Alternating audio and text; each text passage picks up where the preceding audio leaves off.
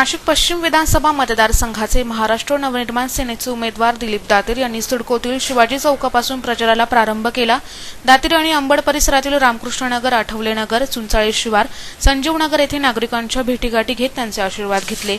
तसेच त्यांनी shopping centre, Sundarban colony, जुने सिडको, लेखानगर झोपडपट्टी, मॉडेल शाळा या परिसरात प्रचार रॅली काढून नागरिक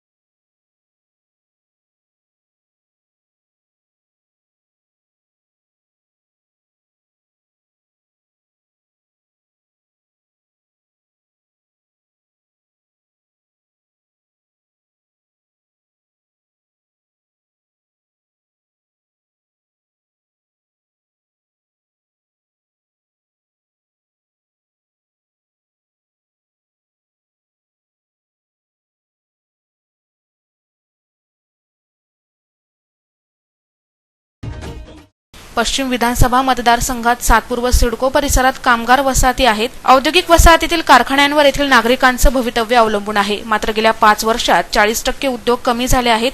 पुढील 5 वर्ष भाजपला संधी दिली तर उरलेले उद्योगही भुईसपाट होतील, म्हणून कारखाने वाचवण्यासाठी नवीन नेतृत्वाची गरज असल्याचं प्रतिपादन दिलीप दातीर यांनी केलं। विधानसभेची निवडणूक आहे, तिला सामोरं जात आहे।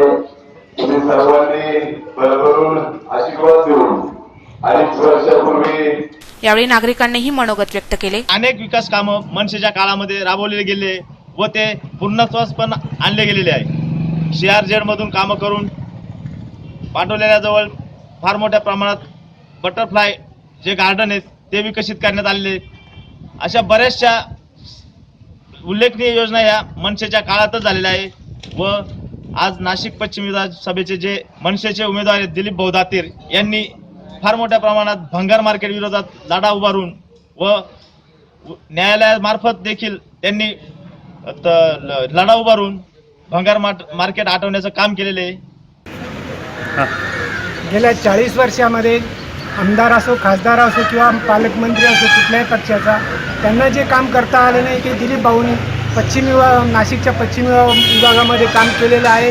त्यामुळे जनतेमध्ये दिलीप भाऊचं एक चांगला लौकिक झालेला आहे आणि त्यामुळे लोक सर्व त्यांना भरघोस मतांनी निवडून देतील अशी सर्वांकडून आम्हाला ग्वाही मिळते। रॅलीत मनसे संघटक अर्जुन बेताळ, नितीन माळी, महिला शहराध्यक्ष अरुणा पाटील, प्रणव मनकर, मच्छिंद्र पांगरे, प्रसाद जगताप, अनिकेत निकम, शशिकांत दातीर, निवृत्ती गोवर्धने, सुभाष बोराडे, संदीप ढाके, नवनाथ मुंगसे आदी सहभागी झाले होते। नाशिक सिटी न्यूज साठी प्रतिनिधी सचिन दिवटे, सिडको।